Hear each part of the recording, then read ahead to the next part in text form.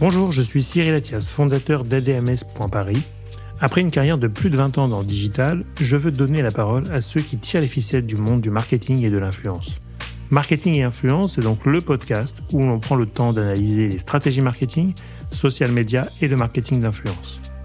Vous êtes influenceur, directeur marketing ou communication, créateur de contenu ou tout simplement curieux d'en apprendre davantage sur le marketing d'influence? TikTok, Instagram, Twitch, Twitter et Facebook sont vos terrains de jeu? Alors arrêtez-vous ici et tenez-vous prêt à découvrir le nouvel invité du jour.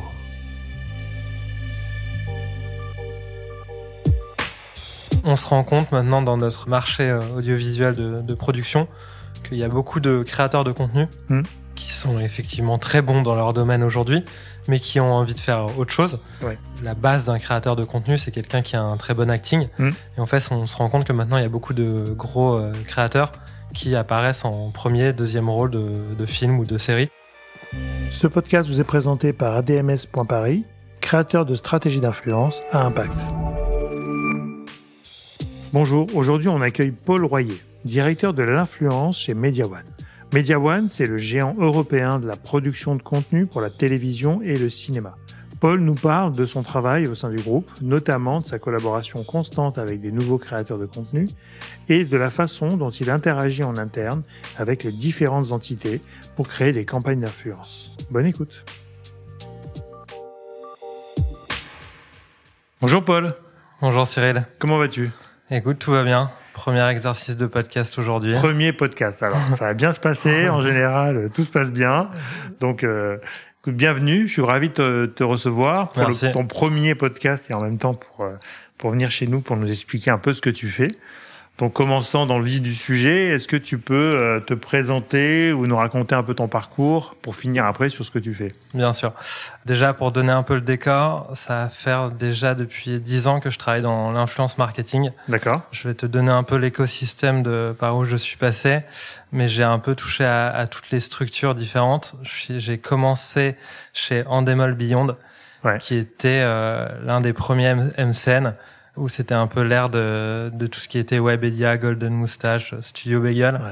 On avait à l'époque signé un Mr V, un collectif comme le Whoop. Donc on parlait vraiment des rockstars sur YouTube. Ouais. Les premières marques YouTube. Quoi. Exactement. On s'est beaucoup amusé, du coup on créait même des chaînes YouTube à proprement parler, où on regroupait des talents autour effectivement d'une marque et donc d'une chaîne YouTube.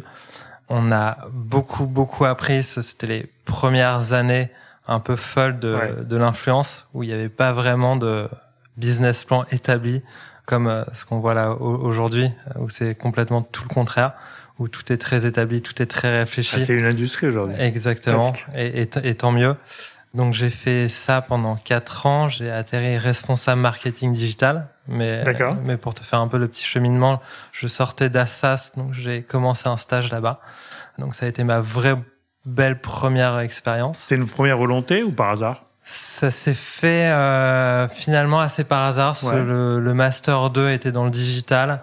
J'étais assez connecté à ce qui se passait sur les réseaux sociaux. Et j'ai vu cette opportunité-là avec effectivement cette cellule qui s'appelait Endemol Beyond, donc rattachée à Endemol, la société de production. En fait, je me suis dit, banco, il y a rien de plus amusant de travailler dans ce domaine-là. Donc franchement, coup de chance du début, et j'y suis encore. Belle projection. Ensuite, assez étonnant, j'ai été contacté par, je donnerai malheureusement pas les noms ni le nom de la boîte, mais par 2 très importants youtubeurs qui avaient envie et qui avaient la volonté de monter une agence. Mais cette fois-ci, là c'est moins nouveau aujourd'hui, mais ça l'a été avant, qui avaient envie de monter une agence montée justement et fondée par des créateurs de contenu. Ouais.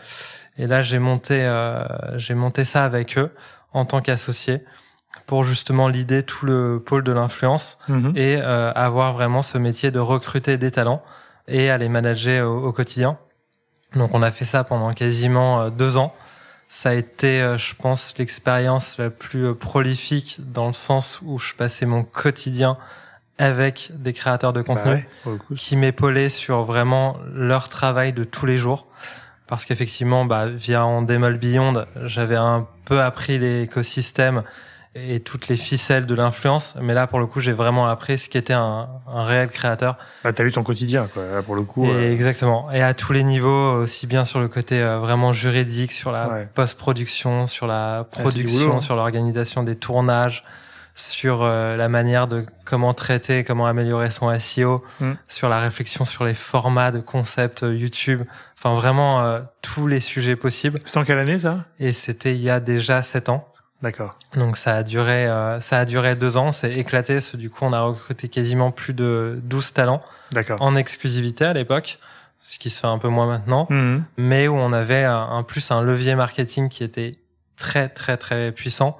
C'est qu'en fait, les 2 youtubeurs, donc qui étaient les fondateurs de l'agence, avaient des chaînes à plus de 4-5 millions d'abonnés. Ouais, et en fait, dès qu'on recrutait un talent, même s'il était dans un univers différent de ces 2 fondateurs-là, on arrivait à trouver un moyen pour faire des vidéos en featuring.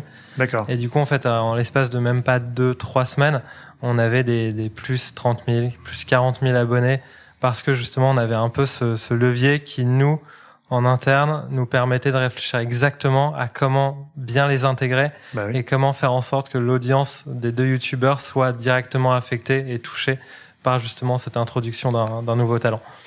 Donc il y a eu beaucoup de travail sur les angles éditoriaux, sur les vidéos, et effectivement ça a été notre grosse valeur ajoutée.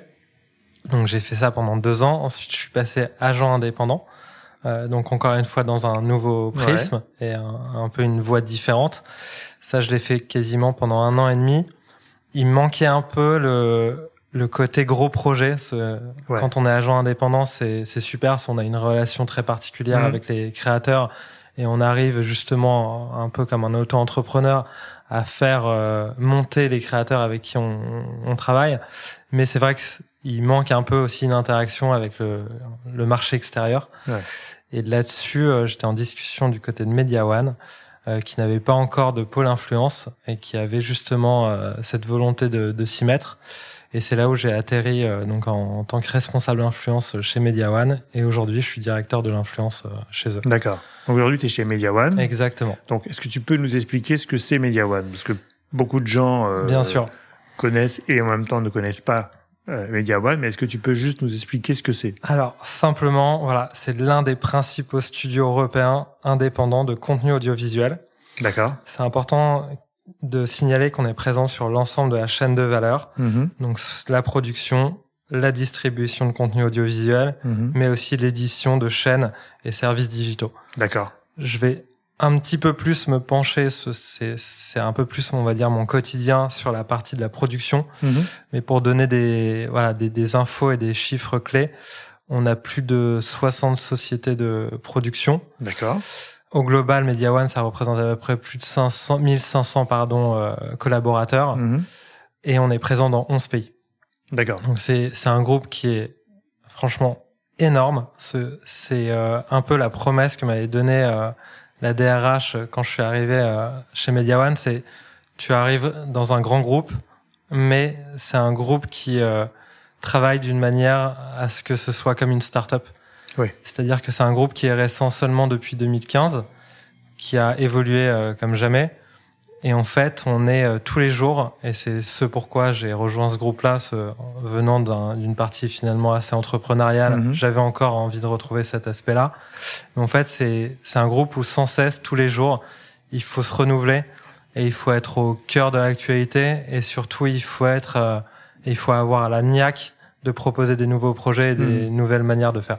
Bah oui, j'imagine. Après, Media One, c'est derrière quelle émission? Enfin, juste pour le grand public. Bah, c'est marrant. Société de production, je sais bien pas. sûr, ouais, société de production complètement.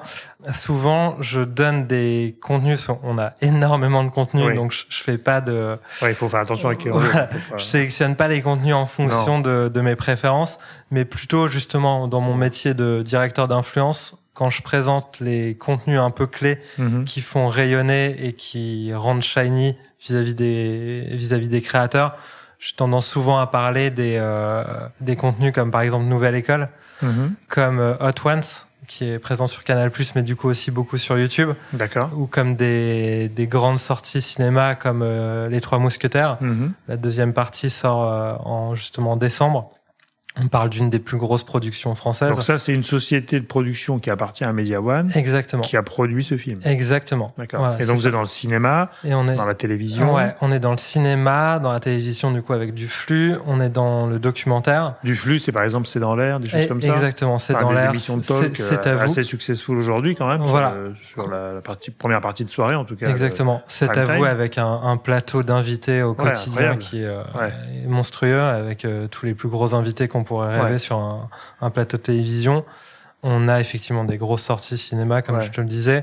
On a effectivement des grosses sorties en animation avec un film une série qui s'appelle Miraculous. Ah oui, qui marche très bien. Ouais. Qui marche très bien, qui est mondialement connu. Ouais. Donc voilà, ça fait beaucoup de... J'ai découvert il y a pas longtemps que c'était français. Donc je me suis dit c'est ouf quoi. Et donc c'est un énorme blockbuster. Bien sûr. Ouais.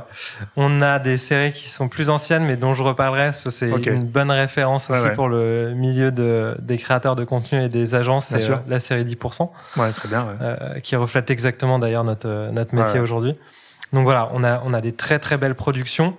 Donc plutôt vidéo, télévision, cinéma, radio pas beaucoup. Non, pas tout ce qui est audio, radio. Non, c'est vraiment flux documentaire, image, fiction, vraiment sur de l'image, cinéma et animation. D'accord, génial. Écoute, super.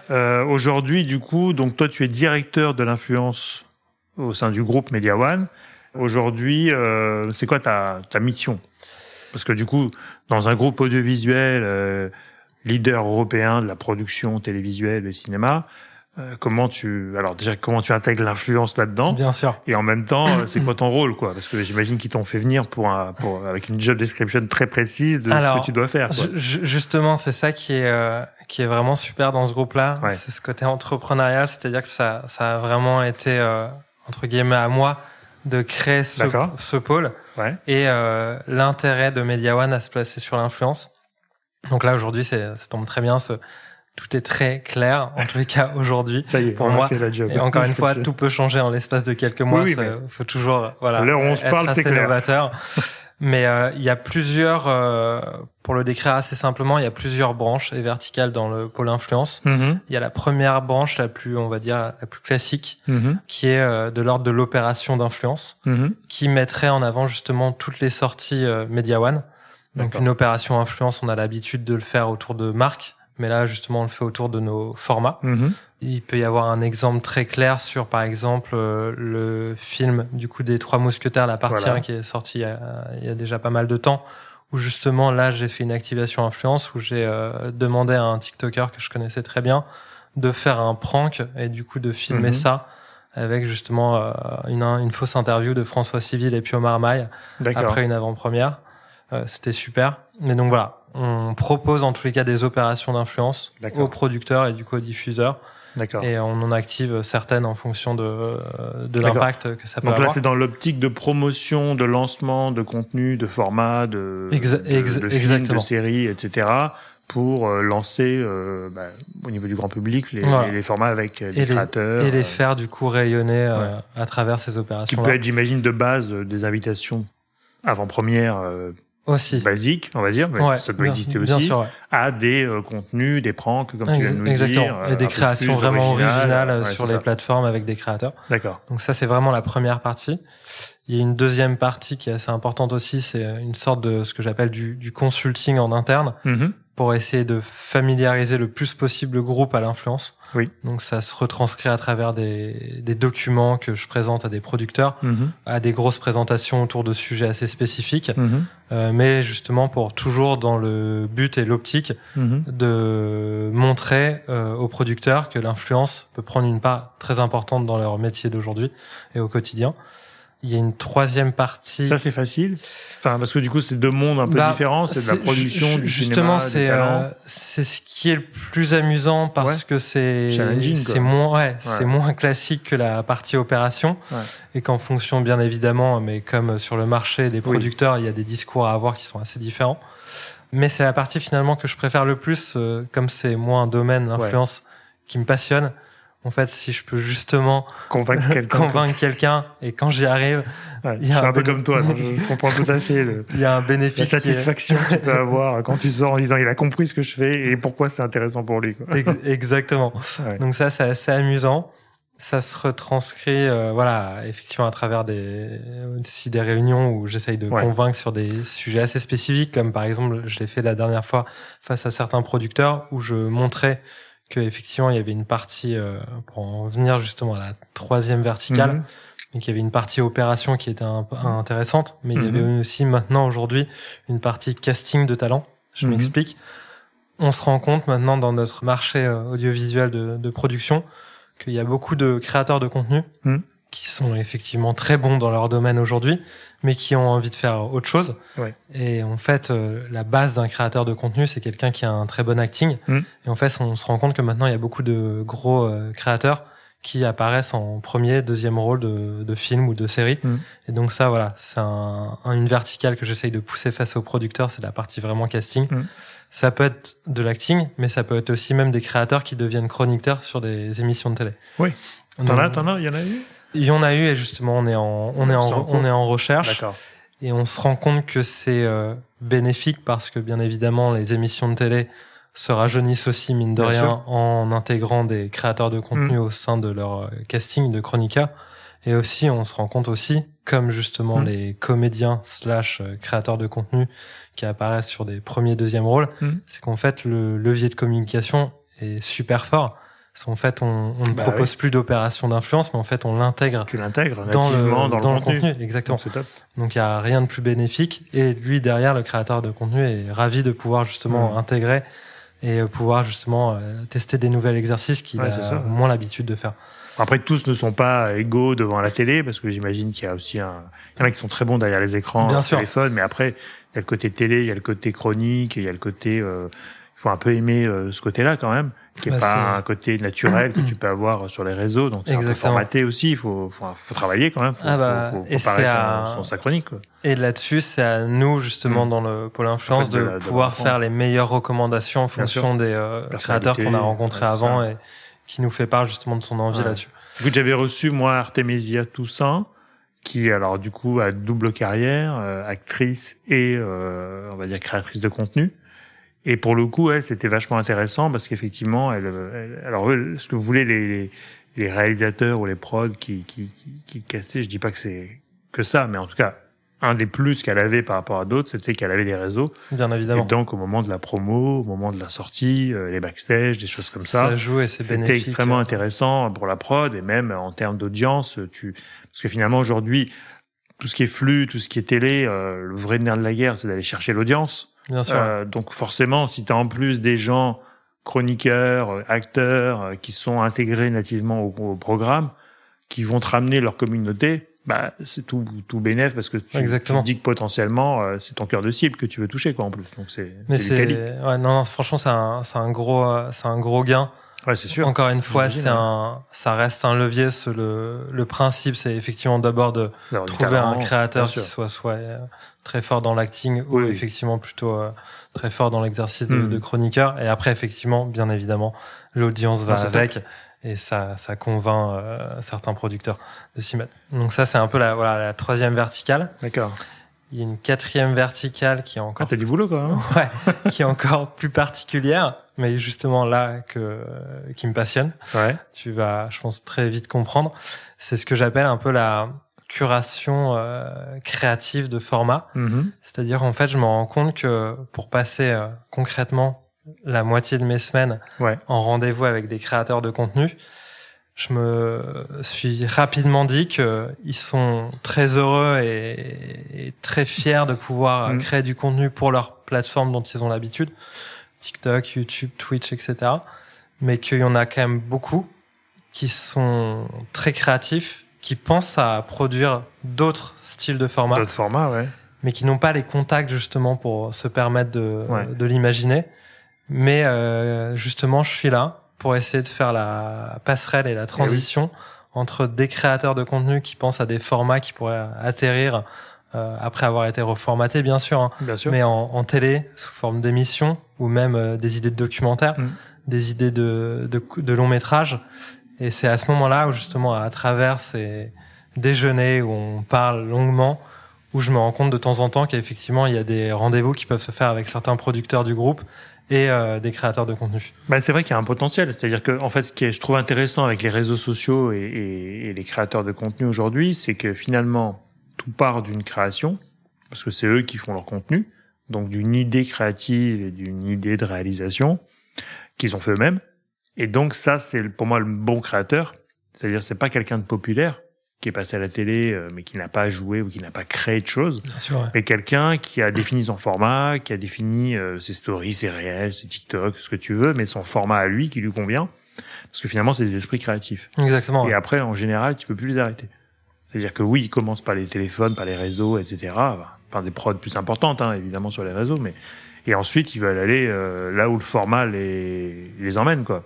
Parce que c'est vrai que t'as pas mal de créateurs qui aujourd'hui veulent dépasser un petit peu les réseaux sociaux. C'est-à-dire que ce qui est leur premier terrain de jeu. Exactement. Mais ils veulent aller plus loin parce que ils sont tellement créatifs et ils débordent d'idées. Et en même temps, ils sont seuls. Donc, des fois, ils peuvent pas tout faire. Donc, ils ont besoin, j'imagine, de gens comme toi aussi pour les accompagner parce que c'est un autre métier, c'est un autre univers. Ouais, et qui permettent, en plus de ça, vraiment cette rencontre dont ils ont pas l'habitude. C'est justement la rencontre avec des producteurs qui sont finalement issus d'un autre milieu. Ouais. En fait, on se rend compte et je vais te donner un exemple que j'ai mis en place avec un projet pareil que j'adore. C'est ce qu'on appelle chez Media One des rencontres entre des créateurs et des producteurs le temps d'une demi-journée, comme un peu une forme de speed dating, où j'ai organisé pour l'instant une première session qui s'est passée avant l'été, où en fait j'ai un peu sélectionné et casté 11 talents issus de différentes plateformes, TikTok, YouTube, etc., qui, le temps de 15 minutes, ont présenté un peu ce pourquoi ils étaient créateurs, quels étaient un peu leurs skills, et si potentiellement, mais sans justement, pour avoir ce côté assez informel, avoir l'opportunité de se dire, c'est une rencontre pour transformer quelque chose. C'était pas le cas. C'était vraiment qu'une rencontre, mais ils avaient quand même l'occasion de présenter un projet face à un comité créatif chez Media One auquel on a réfléchi. Et donc ça, on l'a fait toute une après-midi sous forme de speed dating. On va le reproduire là dans pas longtemps. Et ça, c'est des choses qui sont super. Du coup, ça plaît aux producteurs, mais ça plaît surtout énormément aux créateurs qui n'ont pas l'habitude justement d'avoir cette rencontre avec ce domaine-là, et en plus sous une formalité un peu informelle, mais qui permet aussi de faire briller aussi le temps d'une rencontre de 15 minutes, le métier de créateur, et c'est un peu mon ancienne casquette d'agent que je garde que tu gardes en constamment, qui a pas changé, quoi. Et d'ailleurs, c'est ce que j'explique au sein de chez Media One, c'est qu'en fait, tant que j'ai cette casquette-là, dans ma stratégie, c'est que je cherche toujours l'intérêt d'abord du côté des créateurs avant de trouver l'intérêt de Media One. Parce que finalement, en fait, c'est comme ça qu'on arrive à amener des projets, bien sûr, plus que dans l'autre sens. Parce qu'en fait, si on comprend bien dans l'influence les créateurs, après on a tout gagné entre guillemets. Donc toi, t'es un créateur d'opportunités, en fait. T'es pas un agent, parce que j'aime pas le mot agent. T'es un créateur d'opportunités entre deux mondes qui se côtoient, qui se frôlent et qui à un moment donné doivent se rencontrer, quoi. C'est un peu ça, et c'est très bien dit. Ce wording, je le connaissais pas aujourd'hui. Moi non plus.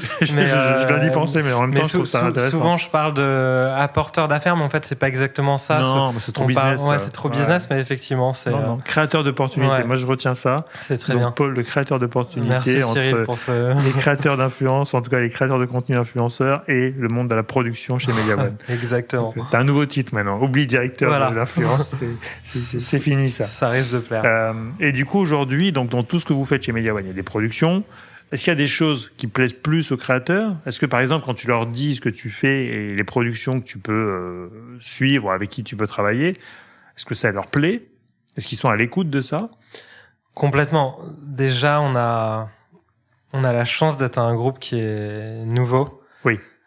Qui est bâti en plus dans le 7e arrondissement, avenue de Breteuil. Oui, je suis passé devant l'autre jour, je me suis dit, j'ai bien lu ou pas? Magnifique. Magnifique. Enfin, endroit les locaux sont sublimes. Ouais. C'est marrant, les créateurs, pour certains, peuvent être assez impressionnés par des bureaux, et là c'est le cas. Donc il y a toujours une introduction qui est assez forte. Ouais. Et ensuite, comme un peu je te le disais avant, il suffit de pointer du doigt. Bien évidemment, je change de catalogue en fonction des créateurs je vois et des univers. Mais c'est vrai que on a des marques qui sont tellement puissantes. Il y en a d'autres que je vais pas citer qui sont tout aussi puissantes, mais c'est vrai qu'en plus de ça, c'est des marques pour certaines qui rayonnent en tous les cas vis-à-vis de cette audience de créateurs. Donc vraiment, on parle par exemple de Nouvelle École, cette compétition de rap présente sur Netflix et qui honnêtement est traitée sur YouTube comme jamais. Et c'est marrant, je connais très bien un créateur qui s'appelle, je le cite du coup, Salut Loni, qui est un gros YouTuber qui cartonne et qui justement traite cette web-série avec un reformatage version YouTube. Mais encore une fois, c'est des marques qui sont traitées en fait sur les réseaux. Ouais. Donc forcément, il suffit de les citer pour être impacté quand on est créateur, parce qu'en fait, on a derrière l'envie de se dire bah tiens, j'ai envie de travailler avec eux, parce qu'en fait moi aussi j'ai plein d'idées à proposer. Et ça, c'est là où je m'éclate en opération influence, c'est que quand je fais appel à des créateurs sur certaines productions qui parlent déjà parce qu'elles sont déjà traitées sur les réseaux sociaux, bah en fait il y a une multitude d'idées. Et du coup, ce qui me permet justement derrière d'avoir un traitement assez agréable, toujours avec cette casquette d'agent, qui fait que quand je présente des activations influence face aux producteurs, j'ai tendance un peu à diviser les activations, c'est-à-dire qu'en gros, il y a peut-être 50% des activations qui viennent directement de nous, le pôle influence, et 50 autres % qui viennent en fait directement des discussions que j'ai avec les créateurs. D'accord. Et que je représente justement en rendez-vous. Et c'est un peu ce que je leur dis, c'est si l'activation ne se transforme pas, c'est pas du temps perdu, parce qu'en fait déjà je les ai représentés en rendez-vous et du coup ça leur fait un impact et une image, et du coup ça c'est quelque chose, c'est un peu ma manière de travailler en tant qu'ancien agent, c'est justement de directement impliquer le talent avant même de proposer des activations influence. Ouais, c'est clair. Bon, du coup ça veut dire qu'aujourd'hui tu as quand même la chance d'avoir des marques fortes derrière toi, qui sont à travers différentes boîtes de production ou différents types de formats, qui parlent aux talents. Bien sûr. Qui sont aujourd'hui plutôt des talents, on va dire, jeunes, parce que vous avez des productions qui leur parlent et qui regardent sûrement par ailleurs. Donc ça, c'est quand même un plus de Media One par rapport à d'autres sujets où vous avez des marques qui parlent aux créateurs. Exactement. Parce que sinon, t'as beau faire ce que tu veux, si tes marques ne parlent pas aux créateurs ou sont pas dans leur cible, ça marche pas, quoi. C'est toujours plus difficile. Après, il y a un sujet, moi, qui me plaît et qui, pour le coup, a bougé depuis plusieurs années, et tu le sais aussi bien que moi. C'est que maintenant, pour chaque contenu, pour chaque univers, pour chaque sujet, on a la chance de pouvoir piocher dans un catalogue de talents qui est immense et qui ne s'arrête pas. C'est-à-dire qu'on se rend compte que toute expertise, et donc en fonction de tous les sujets traités dans nos formats, on retrouve des talents, des micros, des macros, mais même des talents qui sont un peu plus costauds en termes de communauté, mais qui répondent à notre besoin. Et qui, en plus de ça, arrive avec une expertise qui impressionne les producteurs. Ouais.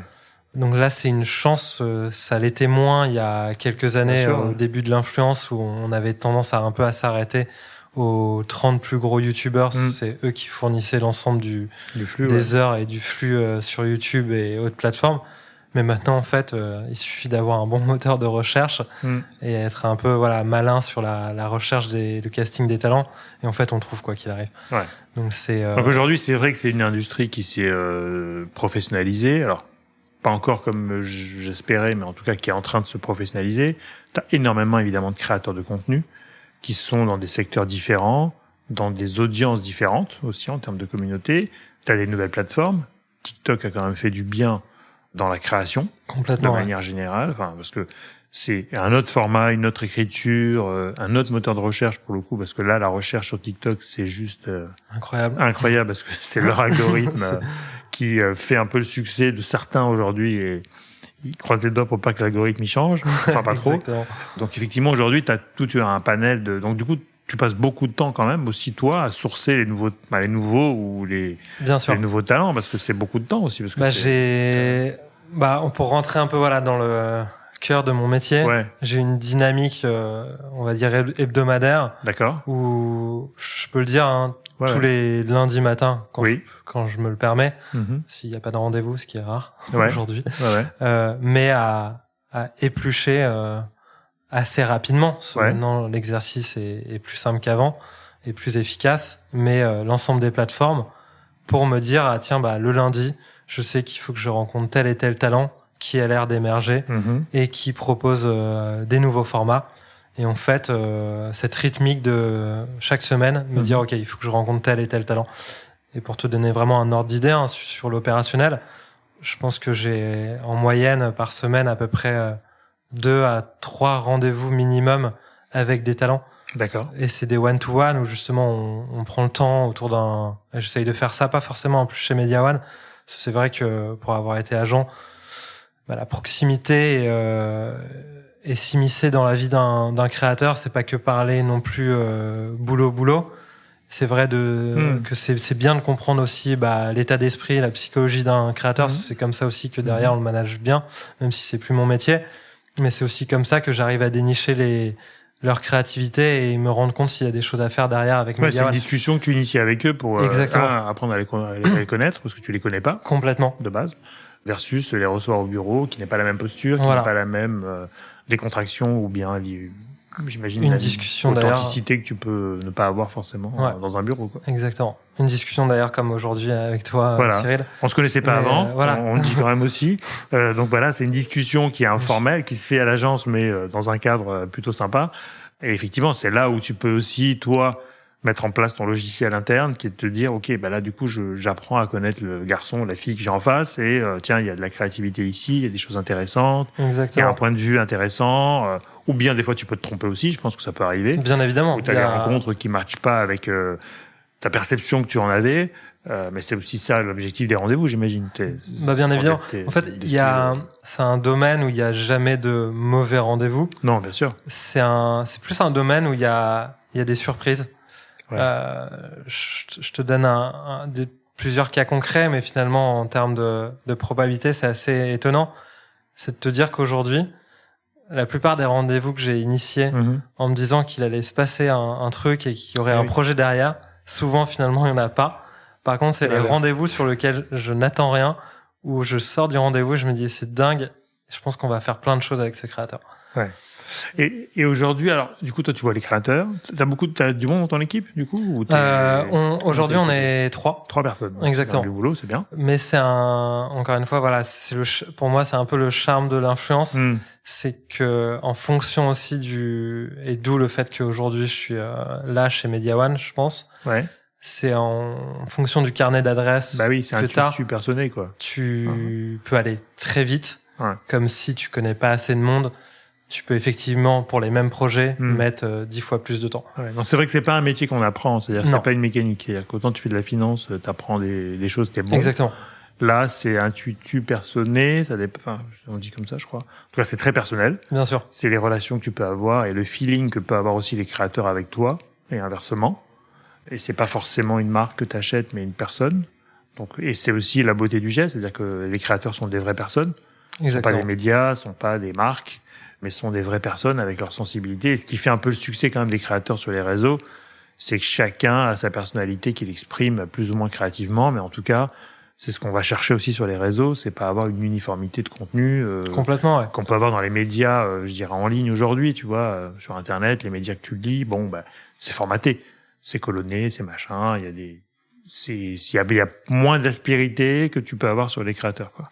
Ouais, et tu le disais très bien, c'est un métier qu'on apprend sur le tas. Bah oui. Rien aujourd'hui, de temps en temps, on voit, maintenant, c'est un peu nouveau, des formations pour devenir talent manager. Moi, j'ai vu des écoles de talent manager. Il y a des écoles.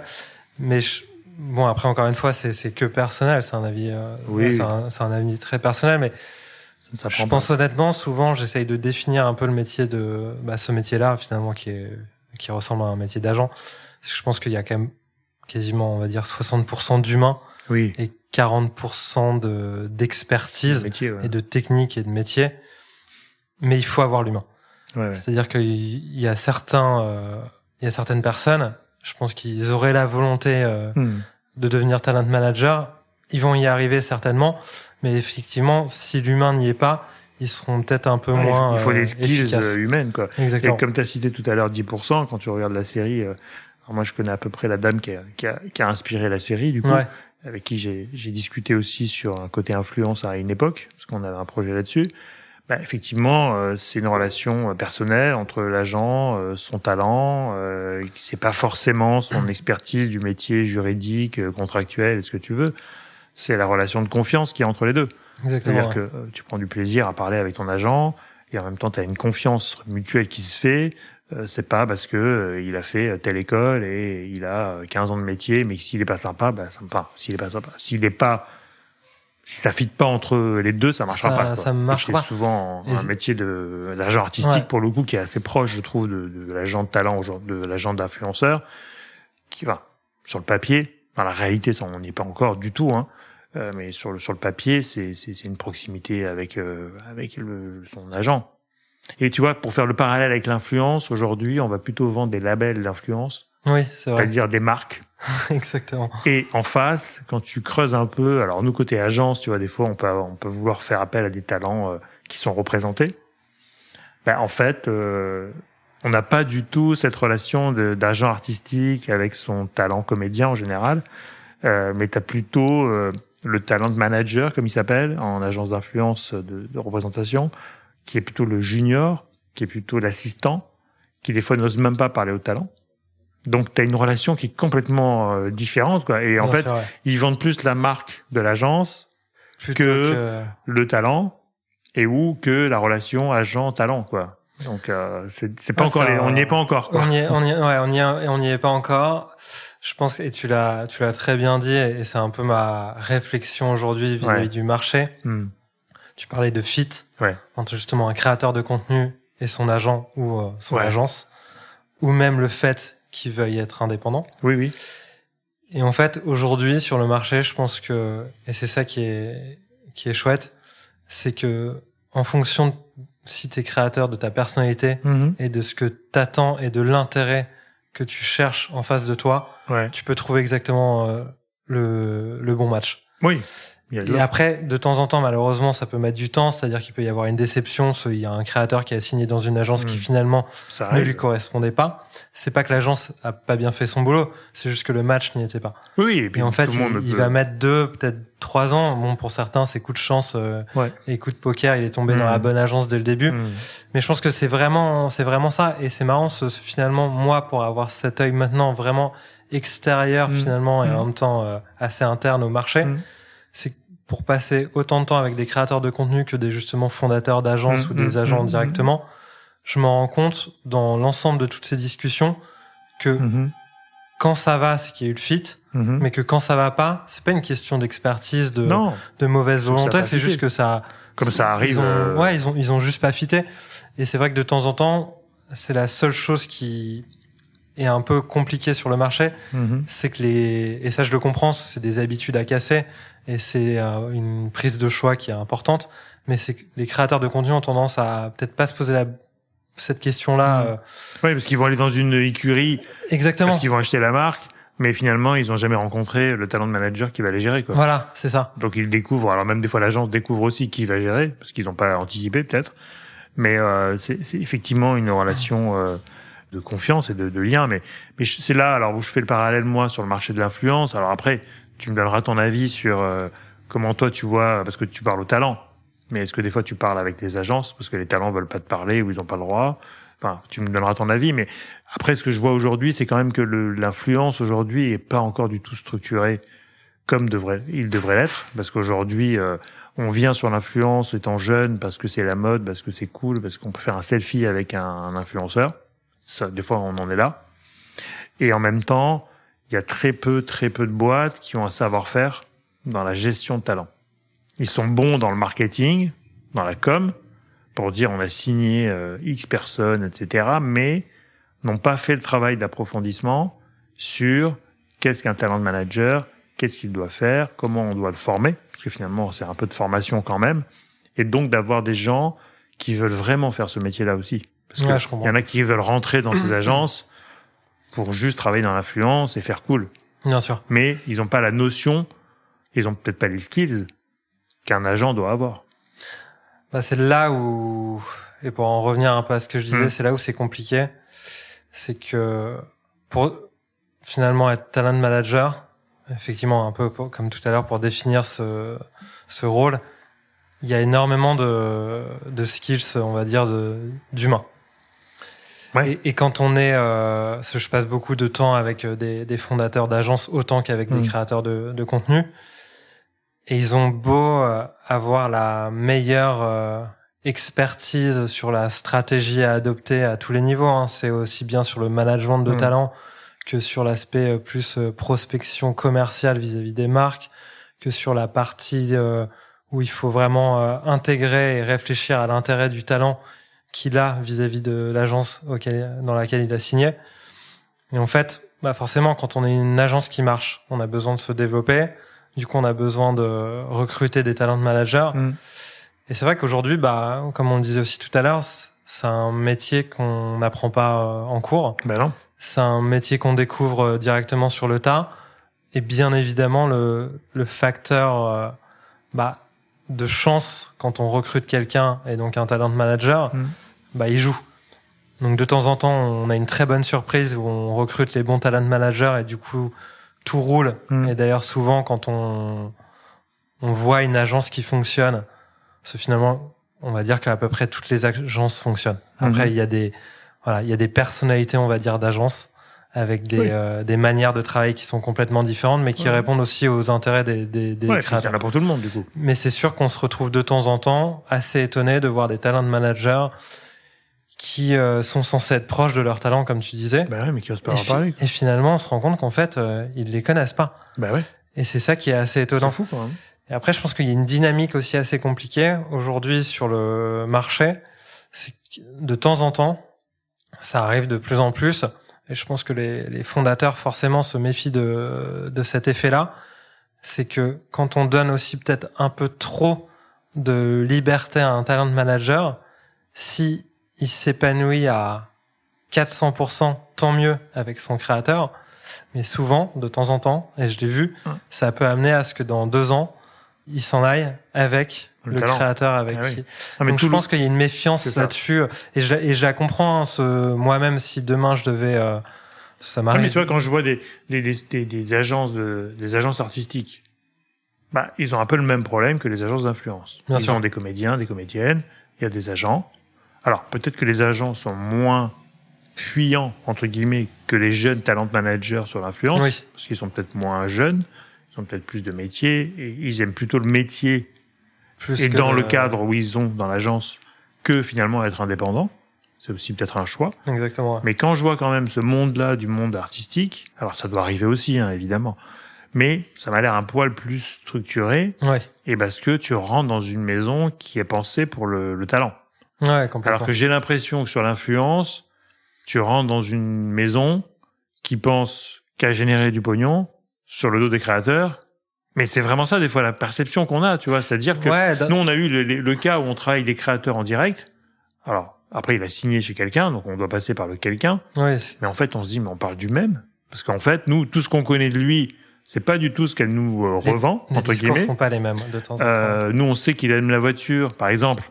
Elle va nous dire qu'il déteste la voiture. On lui dit, mais attends, c'est la même personne, quand même. Donc, il y a aussi ce côté, des fois, où, si tu veux, on sait pas à qui on parle et on pense que des fois les talents sont mal gérés, quoi. C'est sûr qu'en plus d'un point de vue extérieur, ça peut, entre guillemets, ça peut un peu agacer, finalement. Quand on a le créateur directement, on a le sentiment que tout va très vite et qu'on est même dans le resourcing des meilleures idées, de la meilleure réponse au brief, à l'inverse que quand ça passe justement par quelqu'un d'autre.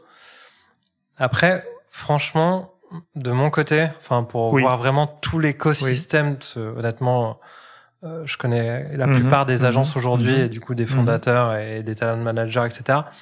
Je trouve vraiment qu'il y a eu un côté très très bénéfique sur le marché de l'influence avec une restructuration qui est franchement passée de A à Z en très peu de temps. Il y a, on va dire, encore une fois, c'est qu'un avis personnel, mais il y a 3 ans, ce discours-là, je l'aurais eu. Et c'est vrai que j'aurais eu tendance à dire qu'il y a encore beaucoup de travail à faire.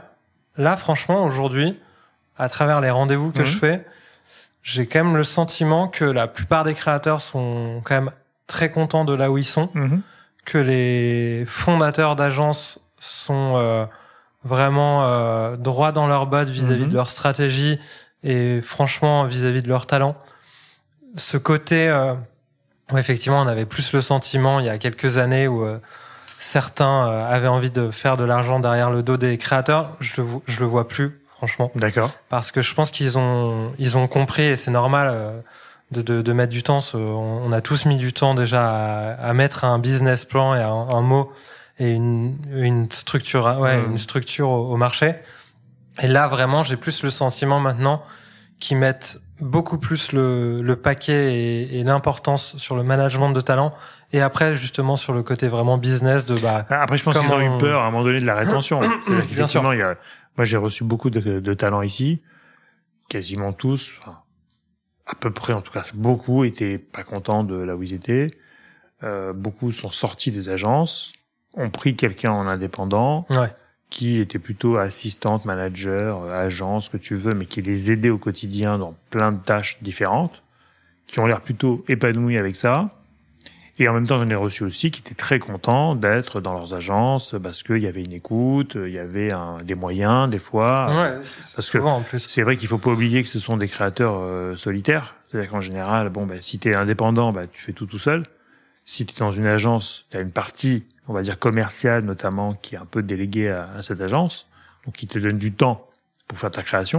Donc normalement, c'est ça le bénéfice. Bien sûr. C'est-à-dire que normalement, quand tu rentres dans une agence, tu dois avoir des moyens, de l'expertise, 3 des gens qui sont vraiment un peu dédiés sur des sujets bien définis avec toi, pour t'aider à monter et à grandir. Des fois, c'est pas le cas, des fois, c'est le cas, mais en général, maintenant, je suis assez d'accord avec toi. Tout le monde s'est un peu mis sur le sujet parce que je pense qu'ils ont tous eu peur, à un moment donné, de la fuite des talents. C'est-à-dire que si tu fais pas ça, tout le monde s'en va. Exactement. Et il y a des agences, moi, je suis pas mal d'agences qui montent, qui descendent, enfin, ils ont leur quart d'heure, quoi. En même temps, c'est normal. Encore une fois, voilà, c'est un métier humain. Quand on commence à recruter un talent et quand on l'a casté et quand, justement, on l'a signé, je pense que ce qui est important, c'est de se dire que quoi qu'il arrive, ça peut se renouveler tous les ans. Et en fait, faut pas avoir peur de lâcher un talent. Ça, je pense que franchement, tous les fondateurs, ils l'ont compris. Faut pas avoir peur aussi de se poser la question. Ok, c'est un gros talent qui a une énorme audience, qui a un super univers, mais finalement, comme je te disais, qui fit pas. Franchement, la plupart là des derniers fondateurs d'agences que j'ai vus dernièrement ont justement cette ouverture d'esprit-là, de se dire, en fait, finalement, notre management à nous, il ne lui correspondait pas. Et du coup, en fait, de plus en plus, on se retrouve, et je trouve ça assez beau, avec des espèces, et c'est un peu, je trouve, l'écosystème qu'on a actuellement sur le marché, des agences qui ont vraiment leur personnification. Oui, leur personnalité. Avec ça, leur personnalité, avec leur manière de travailler, qui sont franchement toutes très justes en fonction justement de leur casting de talent. Et c'est marrant, par exemple, on a aussi bien des agences qui sont très familiales, où justement ils ont réussi à faire en sorte que même l'ensemble de leurs talents s'entendent entre eux et à pouvoir co-créer ensemble. Il y en a d'autres qui sont moins là-dedans, mais qui sont plus dans le côté vraiment ultra structuré et dans l'impact qu'ils vont avoir justement sur le gain de temps, sur les moyens de production, etc. Et en fait, c'est marrant, moi-même, souvent, je me pose la question, c'est souvent des questions que j'ai qui viennent des créateurs qui sont justement indépendants et qui sont à la recherche d'agences. Et franchement, souvent, en fait, on discute et au bout d'une heure, la réponse, je l'ai, en fait.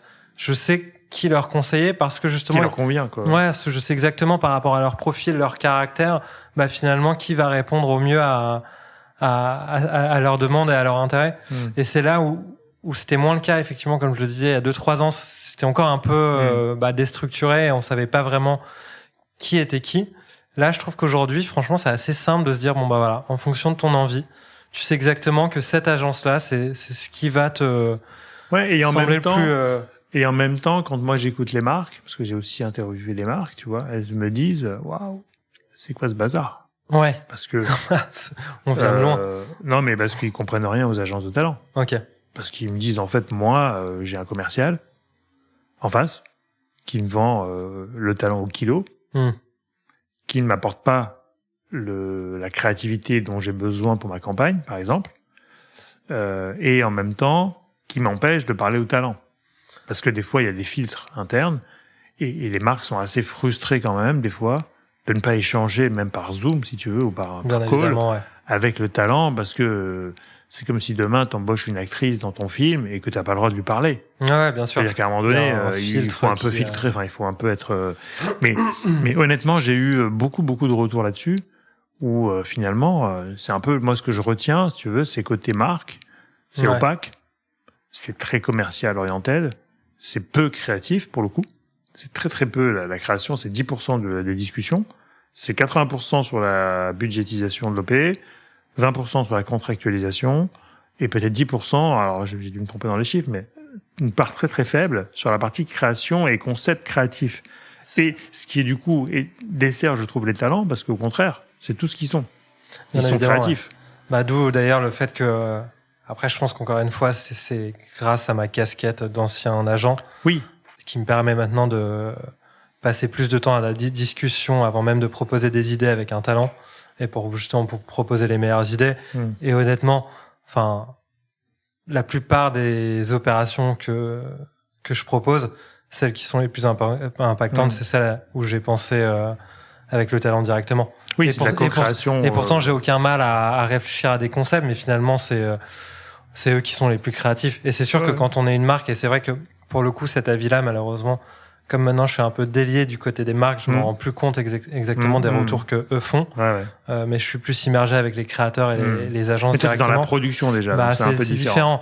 Mais c'est sûr que quand on est une marque, et je les comprends, et qui propose en plus des beaux budgets sur des belles opérations avec une belle marque derrière, et qui n'arrive pas à avoir rien que 15-20 minutes d'attention du créateur directement avec qui ils sont censés travailler, c'est sûr que c'est un peu dommage. Ouais, et puis des fois, tu vois, ils font des briefs, les marques se font de faire des briefs assez complets, et ils s'aperçoivent que le talent n'a même pas reçu le brief. Ouais. Donc c'est juste, ça a juste été reformaté par un talent manager, mais dans lequel le brief n'est pas du tout retranscrit. Et tu vois, même nous, ça nous est arrivé sur des collabs.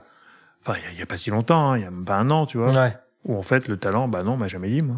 Bah si. Enfin, on a passé énormément de temps avec ton talent manager pour passer ce truc-là. C'est pas et normal. Ça, si tu veux, ça te donne un sentiment sur le marché de juniorisation, de non-confiance. En plus, alors, on parlera après de Booba et des lois commerciales, mais si tu veux, ça ne rassure pas quelqu'un de l'extérieur qui est une marque en général sur ce marché de l'influence qui reste, je trouve, pour ces gens-là, et encore ce matin, j'ai eu un call juste là-dessus, qui reste un marché opaque. Bien sûr. Qui ont besoin de gens de confiance, parce que du coup, il faut les aider à naviguer là-dedans, et en même temps, qui se disent, waouh, c'est pas encore une industrie telle que je l'entends. C'est-à-dire que demain, tu vas faire du cinéma, bah, tu vas faire de l'endorsement avec un artiste musical ou quoi. Bon, tu sais que c'est à peu près cadré parce que c'est un métier, c'est encadré. Là encore, c'est pas des fois totalement. Ouais, je comprends. Et après, ça va venir, mais il faut qu'il y ait une volonté d'éclaircir le marché aussi, quoi. Ça reste en très bonne voie avec effectivement tout ce qui se passe. Je pense que c'est un métier, encore une fois, qui est jeune, Bah oui. Finalement, ça. Ouais, mais enfin, en même temps, ça fait 15 ans, hein. Ouais, bien sûr. Non plus, Mais c'est un marché qui est particulier. Enfin, quand j'ai commencé, j'étais quasiment tout seul à parler d'influenceurs. Mes premières OP, je les ai fait en 2007. C'est beau. Donc, je peux te dire que à l'époque, on défrichait vraiment. Bien sûr. Et en même temps, on faisait les choses bien. Donc, c'est pas une histoire de maturité de marché, c'est une histoire de volonté, quoi. Et ou de background, et ou de vouloir bien faire les choses aussi. Je pense qu'il y a beaucoup. Moi, j'ai vu pas mal d'agences aussi. Je vois très régulièrement les agences d'influence qui sont arrivées sur ce marché par opportunité business, quoi. Mais qui étaient banquiers la veille, et puis, enfin, banquier guichetier à la banque. Et qui s'est dit, tiens, j'ai un copain sur TikTok, je vais faire de l'argent. Alors, le Covid a aidé à phosphorer toutes ces idées-là. Et il se dit, tiens, je vais monter une agence, tu fais-moi venir tes copains, et puis on va prendre de l'argent. Et ça marche. Il y en a encore sur le marché comme ça. Mais en même temps, ça va s'écrémer. Là, la nouvelle loi commerciale, je pense, commence à leur faire peur parce qu'ils ont compris qu'il y avait des règles. Bah, complètement, ouais. Ce qu'ils n'avaient pas du tout anticipé, tu vois. Ce qui est quand même la base de la base et qui est juste quand même un rappel de la loi et pas forcément des nouvelles règles entre nous. Mais ça m'intéresse d'avoir ton point de vue, toi. Du coup, parce que quand tu fais appel à tes créateurs, tu es aussi soumis à toutes ces contraintes, entre guillemets, de l'obligation commerciale. Bien sûr. C'est, honnêtement, tout ce qui s'est passé là, justement, dernièrement avec ces nouvelles règles qui sont, je crois, en vigueur d'ailleurs depuis déjà juin dernier. Je trouve que déjà, il y a une bonne chose qui est très positive, c'est qu'au moins ça a permis vraiment de concrétiser ce qu'était le métier de créateur. Oui, définir. Ouais. Et aussi surtout définir le métier d'agent. Et c'est un point qui est ultra important. En fait, avant, mine de rien, on pensait que c'était pas des sous-métiers, mais des métiers qui étaient encore très très très très flous. Il y avait une zone d'ombre. Ouais. Il y avait une zone d'ombre et ça facilitait pas justement le rapport entre une personne qui connaît ce métier-là de créateur ou d'agent et une autre qui ne s'y connaît pas et qui du coup ne se rend pas compte à quel point c'est un métier qui a demandé aux créateurs énormément de temps, énormément de rigueur et surtout un quotidien qui est pas simple. Parce qu'en fait, on s'en rend pas compte quand on ne discute pas directement avec eux. C'est qu'en fait, leur quotidien, ils se réveillent tous les matins pour vraiment discuter longtemps avec eux, être un peu dans la psychologie. C'est qu'en fait, ils sont sans cesse tous les jours en train de se poser la question, est-ce que ce que je fais est bien? Est-ce que les formats que je propose sont bien? Et effectivement, toutes ces règles-là, pour en revenir à ça, permettent déjà de montrer l'importance de ce nouveau marché, les rigueurs à avoir qui vont avec justement ces nouvelles règles, et aussi de cadrer le périmètre et de faire en sorte que aussi bien du côté des marques que du côté des agences ou agents ou directement du côté des créateurs, en fait, effectivement, on est sur un métier qui existe aujourd'hui, réellement, juridiquement, et qui, justement, est encadré, officiellement, et qui, du coup, va permettre aussi à l'ensemble du marché et à la réflexion qu'on se faisait, et comme on le disait, quand on se disait, c'est un peu déstructuré, mine de rien, ça donne un peu un certain confort et un cadre qui mettra aussi, je pense, à l'aise, l'ensemble du marché. Est-ce que tu crois pas que, parce que c'est une réflexion qu'on a eue, nous, et qu'on a des fois avec les marques, de dire à chaque publication partenariat commercial avec la marque, tue finalement le principe de l'influence et le principe de création. Parce que du coup, l'endorsement que pouvait faire un influenceur, alors, ouais, je comprends. Tu vois, par exemple, je vais dire n'importe quoi, mais tu fais l'avant-première des Mousquetaires, le mec, il arrive, il est obligé de dire que c'est une collaboration commerciale, même si tu l'as pas payé. Exactement, ouais. Ça casse un peu le storytelling, quoi. Alors, je vais être assez méticuleux là-dessus. Non, mais c'est vrai que ça casse on va dire ce que j'appelais le charme de l'influence. Oui. Et la jungle de l'influence, et justement, souvent, je parlais de la jungle de l'influence, même chez Media One, qui commence à s'éclaircir un peu. Mais c'est sûr que le charme de l'influence, c'était que, en fait, quand tu étais un créateur de contenu et que tu signais une opération et que tu devais mettre en avant, entre guillemets, une marque, en fait, ta créativité et ta force de créativité te permettait ou non de temps en temps mettre un produit en avant sans que ton audience s'en rende compte. Oui. Et franchement, c'était un talent, quand même. Et c'était franchement, c'est très très très fort. C'était plaisant. Et en fait, c'était une rythmique où la meilleure opération commerciale, c'était effectivement de pouvoir donner envie à ton audience d'acheter. Ça pouvait être n'importe quel produit, mais sans qu'ils s'en rendent compte. Et franchement, maintenant, je vois les créateurs de contenu réfléchissent toujours de cette manière-là. Finalement, autant se le dire, mais quand t'es l'audience et que tu connais à peu près le marché à un minimum, en fait, si le message est fluide et s'il est intelligent, en soi, est-ce que vraiment la sponsorisation que tu vois et qui est effectivement bien mise en avant maintenant va changer la perception et du coup le discours qu'on te donne vis-à-vis d'un créateur? Franchement, je suis pas Donc là, c'est la prime à la créativité. Donc, exactement. Ce qui est intéressant, c'est que les plus créatifs s'en sortiront toujours. Exactement. Parce qu'ils ont un storytelling, un positionnement qui va faire que ça passera mieux. Exactement. Et qui, pour moi, est honnêtement le b.a.-ba dans l'influence. Et quand on est un bon créateur et quand on est bien entouré. Ça va faire de l'écrémage aussi. Ça va faire aussi de l'écrémage. Et effectivement, on arrêtera de penser qu'on peut placer un produit de n'importe quelle manière. Après, tu vois, là, c'est là où je me dis, des fois, on a un peu too much sur cette loi. Parce que, même les invitations, tu vois, nous, des fois, on fait des portages. Enfin, les influenceurs refusent aujourd'hui de recevoir des cadeaux.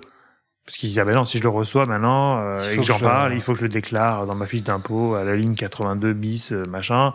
Je peux être imposé là-dessus parce que le produit, il vaut 25 €. Bon. Et des fois, c'est comme si t'imagines en télé, tu vois, alors, je reprends, c'est à vous, où tu as un invité qui vient avec un blouson d'une marque très connue et qu'il arrive avec son petit panneau, bien évidemment. Tu vois, collaboration commerciale, parce que je mets en avant le créateur, quoi. C'est un peu too much des fois d'aller jusqu'à l'extrême limite. Je pense qu'aujourd'hui, mais c'était nécessaire peut-être pour faire du ménage. Déjà. Après, encore une fois, ils sont peut-être plus souples là-dessus. C'est les nouvelles règles qui ont été appliquées juin dernier, si je me trompe pas. Encore une fois, je pense qu'il va y avoir une justesse. Une justesse. Mais ils sont à l'écoute là-dessus. Donc ça, c'est plutôt bien. Bien sûr. Et après, tu as aussi le côté journaliste, où forcément, quand ils vont visiter le nouvel hôtel à l'île Maurice, ils te disent pas collaboration commerciale. Ouais. Ce qui est souvent le cas, parce qu'ils sont invités. Alors, ils sont pas payés pour écrire bien, mais en tout cas, ils sont invités. C'est comme s'ils recevaient un cadeau. Donc, quelque part, tu vois, il doit y avoir aussi juste milieu entre le monde classique, le monde réseaux sociaux. Alors là, je comprends qu'on a besoin de taper fort sur les réseaux sociaux. Je pense que c'est l'impact qu'ils ont voulu donner. Voilà. Après, il va y avoir justement un une mise à jour. On espère, en tout cas, que ça va pas aller plus loin, parce qu'après, ça devient tu as un métier, quoi, en fait. Pour être très honnête là-dessus, quoi. Et comment tu vois aujourd'hui, toi, le milieu de l'influence évoluer? Parce que du coup, t'as une bonne culture en tant qu'agent, en tant qu'observateur du monde de l'influence et acteur quand même de l'influence. Est-ce que tu vois ce métier, pas forcément agent ni influenceur, mais en tout cas ce marché évoluer? Déjà aujourd'hui, si on peut se dire un truc, et moi là je le vois au sein même de mon sujet qui est quand même de la production, où il y a quelques années, franchement, on avait tendance à se dire qu'il y avait rien à faire en influence vis-à-vis de la prod. Là c'est plus le cas, et justement c'est quelque chose que je mets en avant. Donc voilà, tout ça pour dire que je pense que ça va être sans cesse en plein boom, en développement.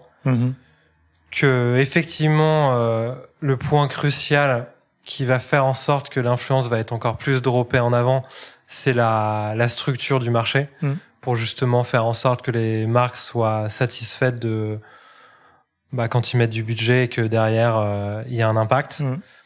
Que les créateurs ne partent pas dans tous les sens parce que justement ils ont trouvé le bon agent indépendant ou la bonne agence où signer, que les acteurs, agents, agences soient fiers de leur pool de talent. Je pense que s'il y a un peu tous ces leviers qui sont entre guillemets un peu validés, je pense qu'honnêtement que ça va être Tu vois une fusion de la production et de l'influence, par exemple, à un moment donné? C'est-à-dire je vais dire n'importe quoi, mais est-ce que les futurs animateurs d'émissions aujourd'hui pourraient être demain les youtubeurs, les twitchers? Complètement. Tu vois ce monde converger quand même? Ouais, complètement. C'est marrant. J'avais un déjeuner avec un entrepreneur qui montait une start-up. Et en fait, il m'a raconté que maintenant, les startups qui arrivent le plus à lever des fonds, c'était celles qui étaient le plus personnifiées. Oui. Même sur les réseaux. Et en fait, on se rend compte que dans n'importe quel business aujourd'hui, c'est un peu ça. C'est crucial, en fait, de se mettre dans l'influence. C'est en fait la nouvelle manière de se marketer. Nous, on a reçu des marques qui sont venues nous voir parce qu'ils étaient en phase de levée de fonds et ils n'avaient pas de stratégie d'influence et de social media. Donc les fonds ont dit nous on n'investit pas. Parce que en fait si vous investissez pas sur les réseaux du moment et sur la com du moment, moi je m'en fous de la télévision, alors excuse-moi, mais en tout cas je m'en fous du panneau publicitaire sur France 5 ou TF1, mais si vous investissez pas sur la nouvelle génération qui va venir acheter vos produits, c'est-à-dire que vous avez tout raté, quoi. Donc j'ai des gens qui viennent me voir pour me dire il nous faut des slides pour dire qu'on a une strat avec un budget identifié, bien sûr, pour dire qu'on va y aller. Et la stratégie à adopter sur l'influence maintenant vraiment c'est obligatoire. Obligatoire. Bien sûr. Donc on peut même en plus se dire que l'influence c'est pas forcément lié directement au créateur de contenu, mais c'est plus une manière de communiquer. Oui, c'est ça. Donc en fait c'est ça qui est chouette aujourd'hui, c'est qu'on se dit que si on a envie de travailler avec des créateurs de contenu, on peut, mais si on a envie de travailler son influence à travers pas forcément une présence sur d'autres chaînes, mais plus sur justement la structure de son propre compte et de ses propres réseaux, en fait il y a tout à faire. Et j'en parle souvent en interne, parce qu'en fait je dis pour moi la plus grosse force dans l'influence c'est de réussir à personnifier les contenus qu'on propose, et plutôt que de proposer des contenus très impactant mais plus à froid, en fait s'il y a quelqu'un derrière, un personnage qui permet de le mettre en avant, en fait c'est c'est tout gagné. Alors, c'est un peu ce que fait dans les podcasts, tu vois, Spotify avec Lena, qui ont inventé, enfin, je sais pas qui est l'œuf et qui est la poule dans l'histoire, parce que je connais pas toute l'histoire, mais en gros, d'incarner un podcast avec une personnalité identifiée plutôt forte, puis qui est Lena, enfin, qui a une vraie personnalité, et à travers une coproduction, j'imagine, Spotify qui lui donne son canapé, enfin, son émission, pour recevoir des invités, tu vois. Moi, je pense que c'est ça qui est intéressant aujourd'hui. Bien sûr. C'est que, et j'ai toujours dit depuis le début, hein, enfin, en tout cas, c'est ce que je pense personnellement, c'est que les influenceurs cumulent, en fait, ce qu'on appelait à l'époque les supermodèles, les acteurs, les musiciens, les rockstars. Ouais. Autant avant, t'avais des posters ados de rockstars dans ta chambre. Aujourd'hui, j'imagine bien qu'il y a des posters de Lena ou qu'il y a des choses comme ça, si tu veux. Donc, complètement. Il focalise finalement l'attention de beaucoup d'anciens métiers avant, enfin qui existent toujours, mais qui sont moins visibles aujourd'hui, à travers eux, quoi. Donc c'est les futurs stars de demain qui effectivement pourront arriver en télé, en cinéma, enfin ce qu'ils font déjà aujourd'hui, hein, et ça arrive quand même, mais ça va être un peu le futur, quoi. Hein. Et d'ailleurs, je pense aussi à ça. Souvent, je sais pas si le wording est bon. Nous, c'est le wording qu'on utilise. Ouais. C'est pas les créateurs de contenu, mais on les appelle justement les experts. Ouais. C'est les personnalités. Je peux te donner un exemple très clair. Hein, c'est un cuisinier qui va se rendre compte qu'à travers les réseaux sociaux, il peut remarketer et justement faire en sorte de faire booster les ventes et surtout l'attraction autour d'un lancement, d'une ouverture d'un resto, etc. Et du coup, qui vont passer finalement dans leur quotidien presque 15% de leur temps à réfléchir à leur stratégie sur les réseaux sociaux avec justement leur personnification. Et on se rend compte que c'est un gain, mais énorme. C'est-à-dire que même moi, par exemple, aujourd'hui, je vais sortir du podcast, je vais me connecter à mon compte Instagram, alors que je suis pas très connecté à l'univers cuisine et des chefs. Bah, je suis aujourd'hui, je pense, abonné à 5 chefs cuistots. Je ne sais pas pourquoi je suis abonné à eux. En soi, c'est pas forcément un contenu qui m'intéresse. Mais pourtant, je suis au courant de toute leur activité. Ouais, mais c'est un mix entre leur savoir-faire, leur personnalité. Exactement. Et ou une vidéo qui t'a fait marrer, ou un format qui t'a intéressé, quoi. Bien sûr. Et donc, c'est-à-dire que demain, en fait, ils vont ouvrir un resto. Bah, je vais être au courant et je vais vouloir y aller. Bah oui. Parce qu'ils ont bien communiqué et. C'est ça, l'influence. Et c'est ça, l'influence. Et franchement, ça, c'est beau. Parce que du coup, on a maintenant tous les experts qui, à la base, n'étaient pas connectés sur l'influence et qui n'avaient pas de réseaux sociaux, qui maintenant s'y mettent parce qu'ils se rendent compte qu'en fait, c'est une puissance, mais ultra impactante. Ouais. Et du coup, en fait, comme je te disais, déjà, il y a pas mal de temps, c'est en fait, quand on cherche certains talents, en fait, on trouve dans tout univers. Et avec tout type d'âge. Ouais, écoute, c'est très clair. En tout cas, on partage pas mal de choses en fait dans la vision du marché, donc c'est sympa d'avoir quelqu'un avec qui échanger sur ce sujet, parce que des fois on peut se sentir seul avec d'autres gens qui comprennent pas forcément parce qu'ils n'ont pas le bout et les aboutissants. Mais bien sûr, c'est ça qui est intéressant après d'aller les convaincre. Exactement. Ça, c'est intéressant. On arrive à une partie de questions association d'idées. Donc, je vais te dire des mots, et puis tu me donnes un autre mot en face. D'accord. Si je te dis créateur, charme, influence. Impact. Série. Netflix. Émission. C'est à vous. Et alors j'en rajoute une. Dubaï. Magali Berda. La pauvre. Je suis désolé. Très bien. Alors, quels sont les prochains projets de Media One dont tu peux nous parler officiellement aujourd'hui, qui vont arriver? Les gros projets. Justement, là, je travaille sur un des projets qui me tient le plus à cœur. C'est, je te parlais des sessions de speed dating. J'en ai fait une première justement avant l'été. Et là, justement, je suis en train de travailler aujourd'hui d'ailleurs. C'est un de mes gros sujets de cet après-midi sur le casting des talents de la deuxième session. Ça doit être casse-tête pour toi parce qu'il faut choisir après. Exactement. Mais en fait, c'est assez complexe. Et c'est là où justement, faut vraiment bien connaître le marché. En même temps, faut naviguer sur déjà les créateurs qui te semblent le plus pertinents dans la personnalité. C'est encore une fois l'exercice, quand t'es créateur, de te retrouver demain un comité créatif de plus de 7 personnes, où on parle des personnes qui quand même ont un impact chez Media One assez fort. faut savoir être à l'aise. C'est encore une fois, il y a des créateurs qui sont talentueux, mais derrière l'écran, mais devant, qui sont très timides et qui sont bien incapables pendant 15 minutes de se retrouver face justement à cette table ronde, même si on l'a créé de manière à ce que ce soit très informel. Donc déjà, faut trouver les talents. Faut trouver des talents émergents. Encore une fois, ça a pas suffisamment d'intérêt pour nous de mettre en avant des talents qui ont déjà explosé. En fait, c'est le but du pôle, c'est de mettre en avant l'émergence de ce milieu-là. Et aussi, il faut trouver des talents qui soient tous dans des univers quand même assez différents pour que l'après-midi puisse se dérouler de manière assez rapide et pas avoir une redondance sur les discours.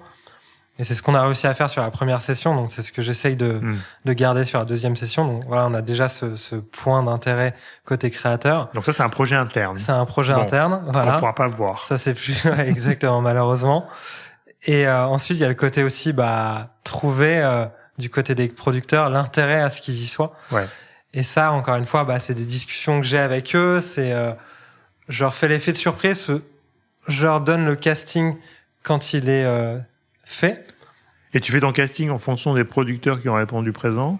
Non, en fait, c'est un comité qui est déjà établi aujourd'hui. Donc ils sont là. Après, encore une fois, voilà, je connais suffisamment bien le comité pour savoir qu'est-ce qu'ils attendent. Mais encore une fois, ils sont tellement ouverts et en fait, ils veulent juste la personnalité des créateurs. Et c'est assez intéressant, en fait, sur la première session. Vraiment, ça a duré toute une demi-journée. Faut imaginer des sessions de 15 minutes avec un timekeeper. Et franchement, on était tous assez hallucinés par le fait qu'à la fin de la journée, en fait, on a eu l'impression que ça a déroulé en 5 minutes. Parce que justement, on est rentré dans des univers différents, avec des personnalités de créateurs différents. Ils viennent avec une presse ou ils racontent? Non, justement, vraiment, comme là aujourd'hui, toi et moi, c'est-à-dire qu'on n'utilise pas de présentation. On n'a pas de support, on n'a rien. C'est vraiment de la discussion, c'est une rencontre. D'accord. Et c'est marrant, on a eu des talents qui autant, en l'espace de 15 minutes, prenaient la parole sur le 70% de la session, et on a d'autres qui prenaient la parole seulement 15%. Et en fait, l'intérêt était aussi important. Ça dénote les personnalités, quoi. Donc, ça, c'est le projet interne. T'as pas un projet externe? Un projet externe. Allez, vers la fin de l'année, un truc comme ça. On est en train de travailler justement sur, ça je peux t'en parler, sur des activations qu'on pourrait faire pour le prochain film des Trois Mousquetaires. D'accord, super. Donc ça, il y a plein de choses à faire. On s'éclate. Ça, on va suivre, alors. On s'éclate, nous, en Mousquetaire numéro 2. Voilà. Bon, on va l'appeler comme ça, mais ce qui est la suite, j'imagine. Voilà. Activation influenceur. Plutôt créatif, du coup, j'imagine. Complètement créatif. Fond, surtout quand on a un film aussi puissant. Ouais. Qui a bien marché d'ailleurs. Enfin, qui a très bien marché avec surtout un casting et une production vraiment aux petits soins. Ouais. J'ai hâte justement de découvrir la deuxième partie. Écoute, on regardera ça de près. Mais c'est la chance en fait de travailler chez Media One. En plus du côté un peu comme je te disais, le côté start-up où tout est à faire, où tout est à réfléchir, où justement, si je peux mettre en avant Media One de manière la plus naturelle possible, autant je suis pas très fort pour tout ce qui est discours corporate. Ouais. Mais si je peux te dire un truc, c'est que c'est un groupe qui a l'ouverture d'esprit d'être dans le côté, on se renouvelle non-stop. Donc en fait, les meilleurs éléments chez Media One, c'est des profils qui ont tendance à se dire tous les matins qu'est-ce que je peux proposer de nouveau. Ouais, qu'est-ce que je peux inventer, qu'est-ce que je peux créer. Et c'est là où moi personnellement aujourd'hui je m'éclate. C'est sûr. C'est que rien n'est bridé, on n'a aucune règle. Et tout l'intérêt qu'on peut porter à Media One, il est franchement là-dessus, quoi. Et c'est rare dans les grands groupes d'avoir cette facette-là. Ouais, surtout dans ce métier de production qui en général est assez classique, je dirais. Exactement. D'avoir une ouverture. Et je sais pas si vous êtes le seul groupe à avoir un directeur de l'influence, mais j'en connais pas beaucoup qui sont aussi intéressés et en même temps intégrés à ce monde-là, quoi. Bien sûr. Et avec vraiment cette ouverture d'esprit. C'est-à-dire que, encore une fois, voilà, tout est possible. Et en fait, je me challenge tous les jours. Et c'est d'où le fait que je passe autant de temps avec des créateurs de contenu. Parce qu'en fait, c'est à travers ces rendez-vous-là que je me rends compte qu'il y a des nouveaux projets à développer. Bien sûr, puis ça te donne des idées aussi. Donc projets, franchement, c'est super. Est-ce que tu auras un conseil pour un jeune qui débute dans l'influence aujourd'hui? Je pense se poser la Je le répète souvent, hein, mais déjà se poser la première question cruciale pour moi, c'est est-ce que je suis suffisamment dans le... Enfin, comment le worder, c'est assez difficile, mais je parle souvent de l'humain. Je pense que faut être quelqu'un de très empathique. Faut quelqu'un qui soit capable d'absorber énormément de pression. Parce qu'en fait, on est un peu une zone de tampon entre les marques, les projets et même directement le créateur. Et je pense que déjà, si on n'a pas l'empathie, pour permettre justement cette zone de tampon, le métier risque d'être compliqué. Je suis d'accord avec toi. Et le futur va être compliqué. Ouais. Une série que tu emporterais sur une île déserte. Une série, hein, j'ai dit pas un livre parce que symboliquement, du coup, tout va avec. C'est une vieille série, hein, mais Lost. Ah oui. Un emblématique de la série. Je pense que quand j'étais jeune, c'est une des premières séries qui m'a le plus convaincu par sa spécificité. Et déjà, on est sur une île déserte et de se dire que en fait tout est possible. Et puis c'est long, je crois, de mémoire. Il y a beaucoup de saisons. Il y a beaucoup de saisons. Et c'est assez casse-tête, donc on peut aussi passer du temps à la regarder, mais aussi à se poser les questions. Est-ce que réellement je l'ai bien compris? C'était bien foutu. Et alors, dernière question, est-ce que tu aurais une personne, alors parmi tous les talents que tu as pu rencontrer, ou d'autres d'ailleurs, pas forcément des talents, est-ce que tu aurais une personne à me recommander pour venir derrière le micro? Ouais, j'ai un créateur, alors pareil, assez spécifique, qui s'appelle Ulysse Lubin. D'accord. Qui est un créateur, alors c'est assez étonnant, qui est spécifique sur LinkedIn. D'accord. Qui a plus de 100 000, je crois, abonnés sur LinkedIn, si je me trompe nouveau pas. Réseau, Et qui, et ça, je connaissais pas vraiment avant de le rencontrer, justement, ces créateurs qui sont vraiment plus présents sur LinkedIn que sur les autres. Et il a une personnalité déjà très forte. Il est très présent sur les podcasts. Donc, en plus de ça, contrairement à moi qui exerce t'en es bien tiré, excuse-moi, ce pour format. Une première, ça se voit pas. C'est très bien. C'est parfait. Tant mieux, merci Cyril. Et il aura surtout beaucoup, pour te donner son univers, mais sans trop t'en dire, il est dans le voyage. Ah, super. C'est un des talents où je pense que je vais proposer plusieurs déjeuners. Et on a pu discuter justement de tout ce qu'il a pu faire. Et franchement, il a un storytelling sur ses voyages et ses aventures qui sont démentes. Écoute, avec plaisir. Et puis le voyage était une vraie belle thématique j'avais reçu ici Bruno Maldor, qui est assez connu évidemment, qui est moins émergent, mais qui est très très professionnel là-dessus, et qui justement m'expliquait dans l'épisode que je vous invite à écouter comment LinkedIn avait aussi un peu changé son quotidien, parce qu'il est devenu super influent aussi sur LinkedIn. Et avant, il faisait du YouTube, son blog, les réseaux. Mais alors LinkedIn, ça lui a apporté aussi toute une autre typologie de personnes qui découvrent son métier. Et il a un storytelling qui est différent. Donc ça, c'est intéressant d'avoir aussi sur LinkedIn des créateurs ou des influenceurs qui vont nous raconter un peu tout ça. Donc je suis très très preneur de cette invitation. Donc attention, tu as enregistré. Donc si on le reçoit pas, on va nous le ressortir. Je te le recommanderais. Je sors de tes bureaux. Voilà. Je fais un WhatsApp groupé. Il n'y a pas non plus de pression majeure, mais en tout cas, je trouve ça intéressant en plus d'avoir quelqu'un qui est alors sûrement très connu sur ces plateformes, mais peut-être moins connu du grand public, ou en tout cas d'avoir déniché quelqu'un. Bien sûr, avec plaisir. Écoute, merci beaucoup, Paul. C'était très instructif sur le monde de la production, de l'influence, et je suis ravi que ces deux mondes, à un moment donné, se rejoignent quelque part. Et bravo pour ce que tu fais, parce que j'imagine que c'est une passion déjà, ça se sent, et en même temps une passion appliquée à un métier et à des objectifs et à des mondes différents.